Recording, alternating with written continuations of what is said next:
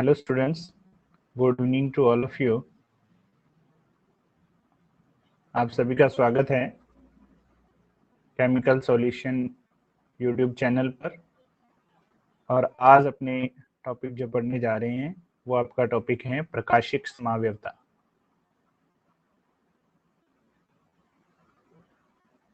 प्रकाशिक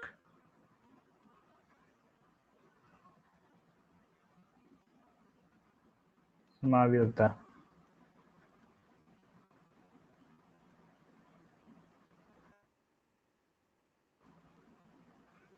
जिसे optical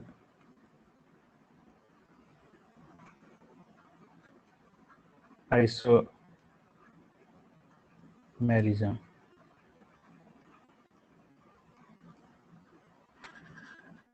optical isomerism का अर्थ ये होता है बेटा कि ऐसे यौगिक जिनके अंदर अणुसूत्र जो होते हैं, अणुसूत्र तो क्या होंगे आपके समान होते हैं और परंतु उनके जो प्रकाशिक गुण हैं, प्रकाशिक गुणों में क्या होती है, भिन्नता होती है। प्रकाशिक गुणों में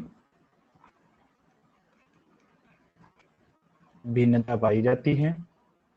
तो ऐसे जो समावयवी हैं वो आपस में क्या कहलाते हैं, प्रकाशिक समावयवी कहलाएंगे। प्रकाशिक समावयवी। और ये जो पूरी परिघटना है, पूरी परिघटना जो है वह क्या कहलाती है आपकी ऑप्टिकल आइसोमेरिज्म या प्रकाशिक समावयवता आपकी कहलाती है। इसके अंदर होता क्या है, प्रकाशिक ध्रुवण जो है वह घूर्णनता के कारण, रोटेशन जो होता है, घूर्णनता जो अपने कह देते हैं,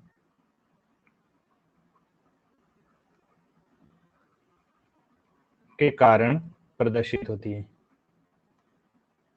के कारण प्रदर्शित होती है। तो यहाँ आपको यही शब्द जो है या ध्रुवण घूर्णकता जो है आपको ध्यान में पहले होना चाहिए। तो ध्रुवण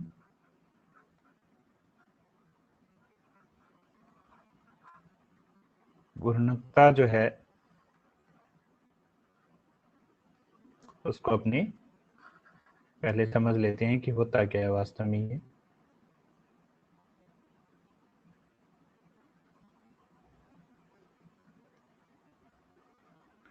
यदि प्रकाशिक समावयवियों के जो प्रकाशिक समावयवी अपने हैं,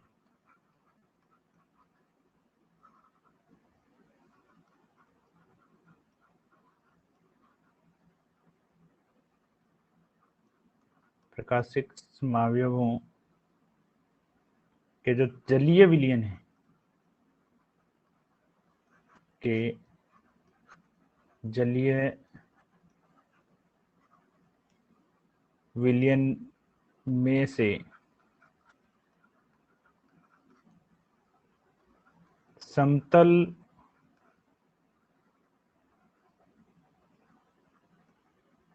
ध्रुवित प्रकाश को यदि अपने निकालते हैं, ध्रुवित प्रकाश को गुजारा जाता है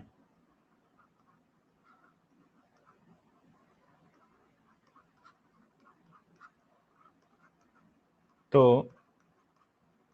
यह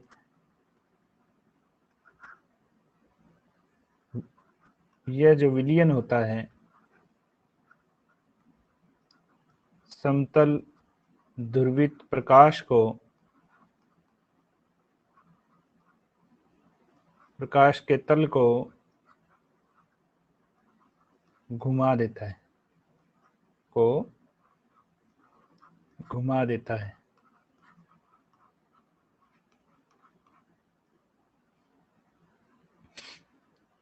ऐसे प्रकाशिक समावयवी जो समतल ध्रुवित प्रकाश को घुमा देते हैं उन्हें अपने ध्रुवक घूर्णन कहते हैं। अर्थात ऐसे प्रकाशिक समावयवी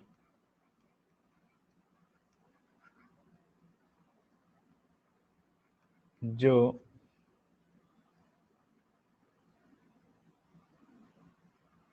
समतल ध्रुवित जो प्रकाश है के तल को घुमा दें, तल को घुमा दें,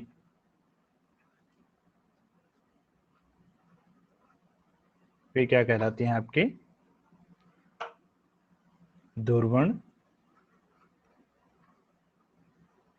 घूर्णक कहलाते हैं।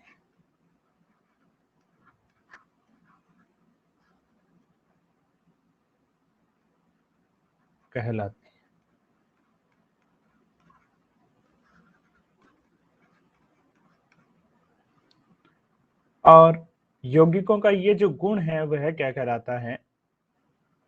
यौगिकों का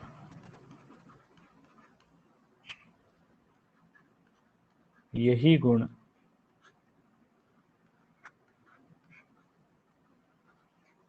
ध्रुवण घूर्णकता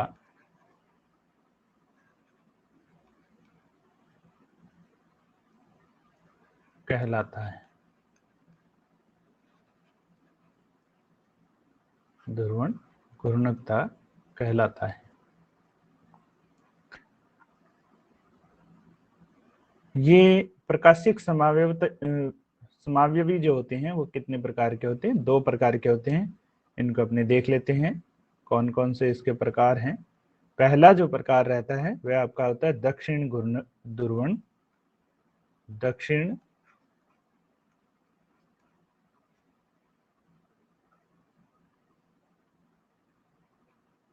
ध्रुवण घूर्णक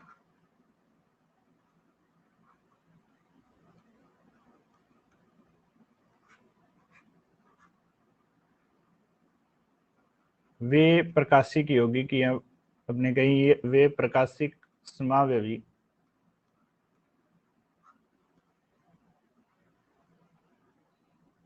या अपने कह दें यौगिक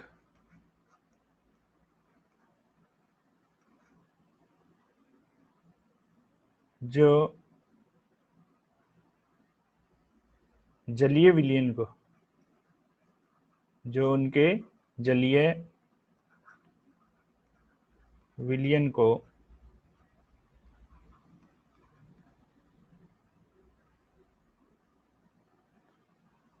आप यूं भी लिख सकते हैं, विलयन द्वारा समतल ध्रुवित प्रकाश को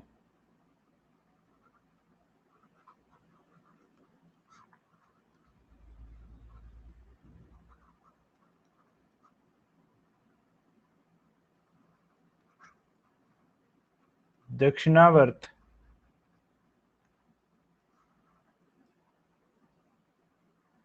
या अपने इंग्लिश में कहें तो ये क्या हो जाएगा?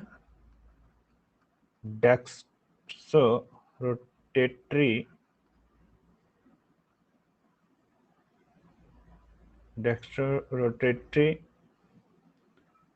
या अपने कह रहे हैं राइट साइड, या अपने इसी को कह सकते हैं क्लॉकवाइज,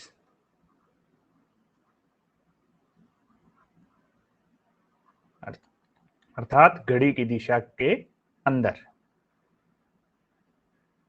में घुमा दे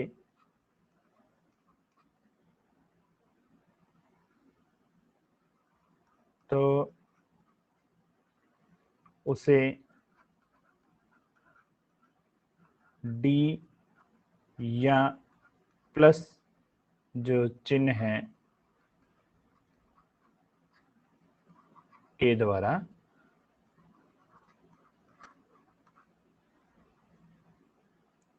व्यक्त करते हैं, व्यक्त करते हैं, जैसे ग्लूकोज, ग्लूकोज एग्जाम्पल मैंने बताया आपको, ग्लूकोज।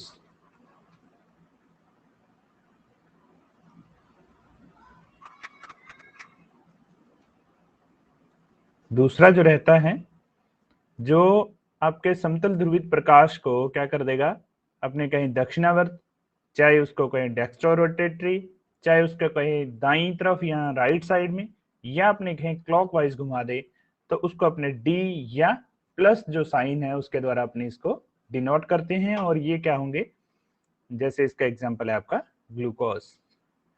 दूसरा जो आपका आता है वह है आपका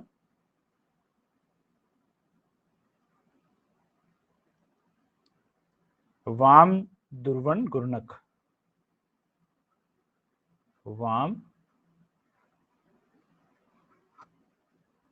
ध्रुवण घूर्णक।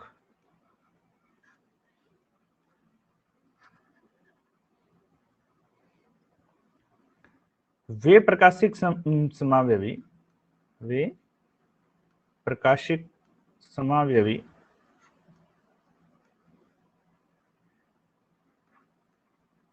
जिनके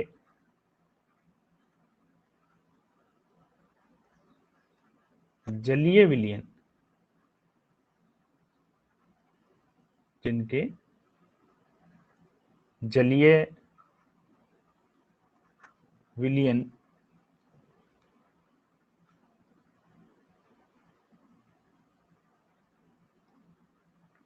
समतल ध्रुवित प्रकाश को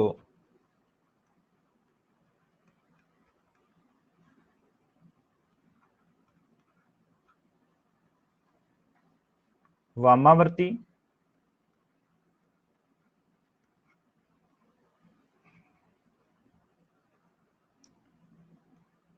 लिवोरोटेटरी, या अपने कह दें लेफ्ट साइड, या अपने कह दें इसी को anti clock wise. Anti clock wise का मतलब हो गया घड़ी की दिशा के विपरीत, एंटी क्लॉक वाइज दिशा में घुमा दे,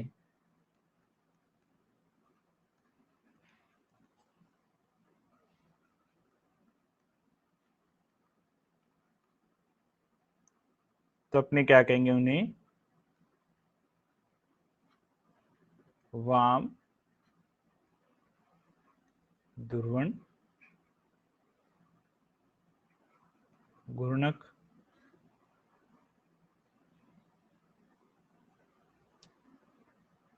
कहते हैं। और इसे अपने एल या अपने नेगेटिव साइन से इसको दर्शाते हैं, नेगेटिव साइन से दर्शाते हैं।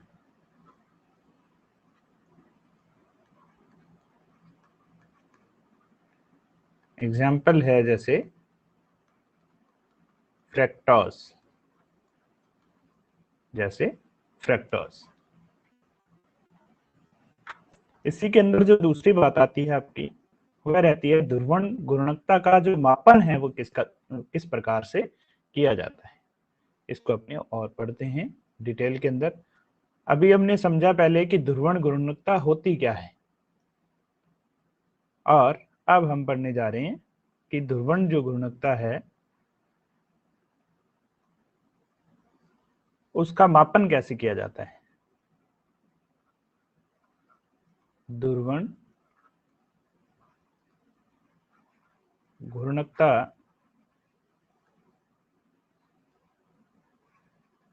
का मापन।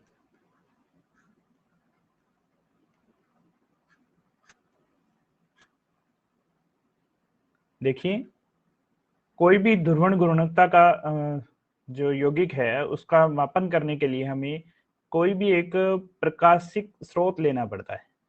जैसे मान लीजिए मैंने एक ये प्रकाशिक स्रोत लिया है यहाँ पे। उस स्रोत के लिए आप कुछ भी यहाँ पे काम में ले सकते हैं, जैसे टॉर्च हुई, बल्ब हुआ। तो मैंने यहाँ पे एक यहाँ ये जो है स्रोत काम में लिया है।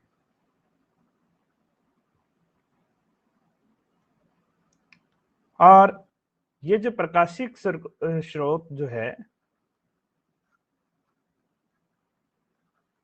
इसमें से बहुकोणिक जो है प्रकाश हमारे को प्राप्त होता है। बहुकोणिक का अर्थ ये होता है बेटा कि इसमें जो प्रकाश निकलेगा वो कहाँ जाएगा, चारों दिशाओं के अंदर समान रूप से जा सकता है। सभी दिशाओं में ये प्रकाश जो है वो चला जाता है। अब ये जो प्रकाशिक बहुकोणीय प्रकाश हमें यहाँ पे प्राप्त हुआ, ये जो प्रकाश है वो कैसा है, बहुकोणीय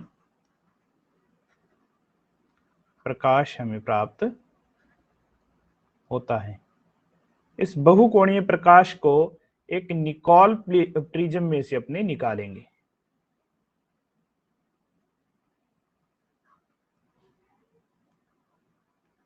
निकोल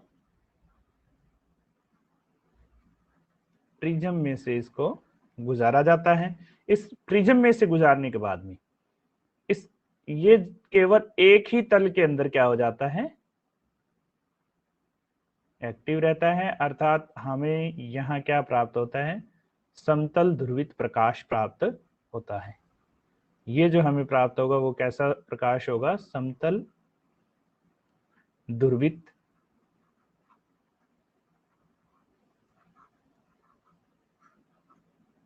प्रकाश जो है हमें प्राप्त होता है। इसको पीपीएल भी कहा जाता है, प्लेन पोलर लाइट। पीपीएल भी कहा जाता है, प्लेन पोलर लाइट। इसको जो भी अपने ध्रुवण घूर्णक जो पदार्थ है उसका जलीय विलयन में से क्या किया जाता है, गुजारा जाता है। यहां अपने क्या कर रहे हैं, जो भी ध्रुवित घूर्णक ध्रुवण घूर्णक जो पदार्थ है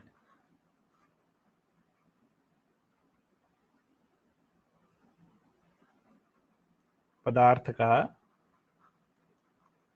जलीय विलयन हम यहाँ पे लेते हैं। जलीय विलयन लिया जाता है।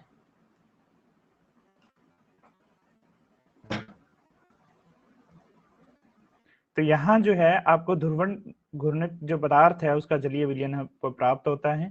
और इसका जब अपने डिडक्टर के माध्यम से देखते हैं, या तो ये जो होगा पीपीएल जो होगा, प्लेन पोलर लाइट जो है वो या तो क्या हो जाएगी, इस दिशा के अंदर जाएगी,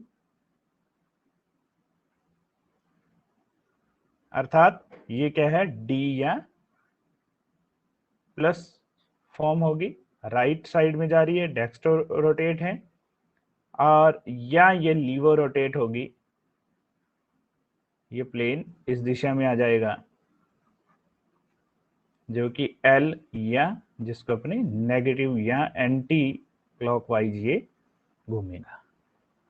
तो मैं उम्मीद करता हूं ये वाला डायग्राम आपको अच्छे से समझ में आया होगा।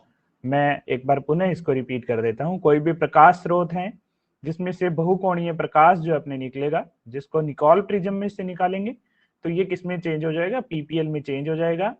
और पीपीएल में कन्वर्ट होने के बाद में जो भी अपने ध्रुवण घूर्णक पदार्थ लिया है उसका जलीय विलयन लेंगे, वह इस पीपीएल के तल को क्या कर देगा, या तो राइट साइड में घुमा देगा, डी या प्लस फॉर्म प्राप्त कर देगा, या ये क्या कर देगा, लेफ्ट साइड में घुमा देगा। अर्थात वहां पे हमें क्या प्राप्त होगा, एल या नेगेटिव इसका जो फॉर्म है अपने को प्राप्त हो जाएगी। फिर बात आती है विशिष्ट घूर्णन की। और ये जो प्रेक्षित घूर्णन इसको कहा जा सकता है, जो हमें लास्ट में प्राप्त होगा। और ये जो ध्रुवण घूर्णक, इसमें जो हमें इसकी जो ध्रुवण घूर्णकता होगी, ध्रुवण घूर्णक जो पदार्थ है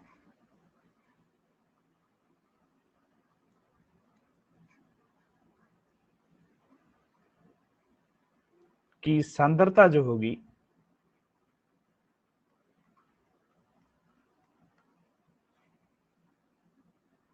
वह बेलनाकार जो नली होगी, बेलनाकार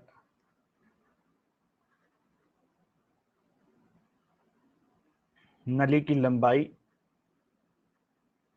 नली की लंबाई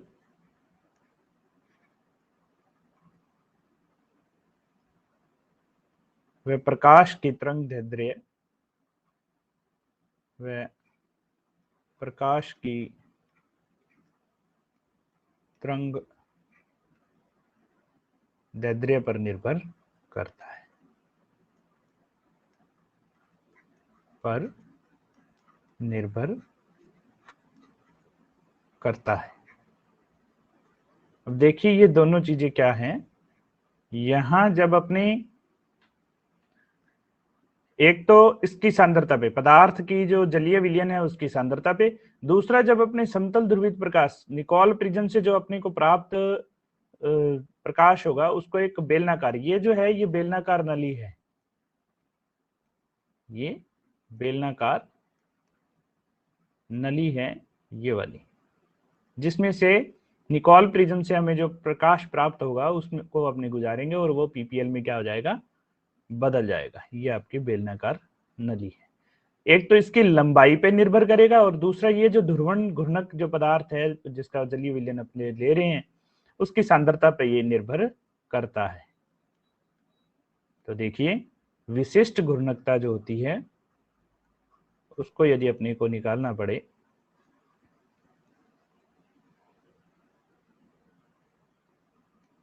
विशिष्ट घूर्णन जो है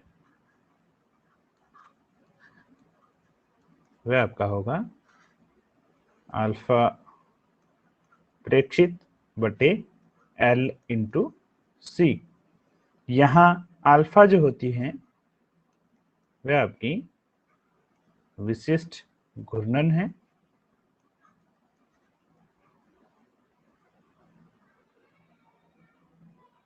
और इसी को यदि अपने दूसरे फॉर्म में भी लिख सकते हैं कि अल्फा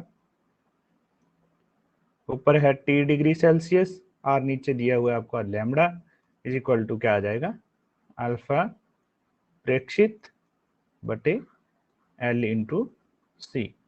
यहाँ टी जो है वह क्या है आपका ताप है, लैम्डा जो है आपका वेवलेंथ है या तरंगदैर्ध्य है प्रकाश की, अल्फा प्रेक्षित जो है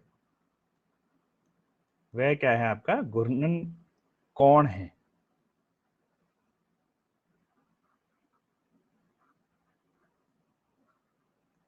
घूर्णन कोण है, ये घूर्णन कोण भी समझ लीजिए कहां से आएगा हमारे पास। यहां देखिए ये वाला जो होगा डी या एल फॉर्म में जब बदलेगा, प्लेन से कितने डिग्री वह डी में जा रहा है या एल में जा रहा है, इसका जो कोण होगा वही क्या होगा, घूर्णन का कोण होगा। एल यहाँ पे जो है वह नली की लंबाई है, नली की लंबाई है और अंतिम जो है सी जो है वह क्या है, विलयन की सांद्रता है, विलयन की सांद्रता है। और इसी फॉर्मूले को अपने यदि आणविक गुणवत्ता के अंदर बदलना हो, आणविक घूर्णन, तो वह क्या होता है आपका विशिष्ट घूर्णन गुणा आणविक द्रव्यमान।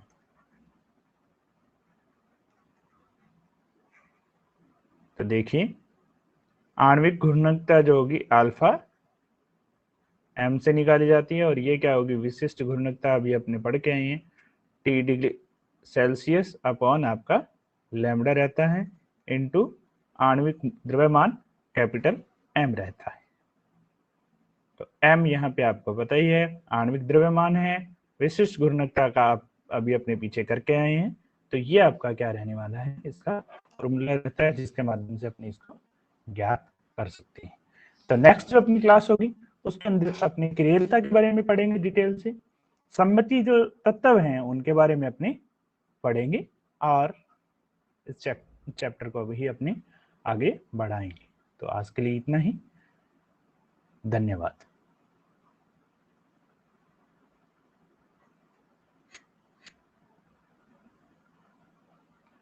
तो इस वीडियो को आप अधिक से अधिक शेयर करें, लाइक करें। यदि आपने अभी तक हमारा जो YouTube चैनल है उसको सब्सक्राइब नहीं किया है तो आप इसे सब्सक्राइब भी करें। धन्यवाद।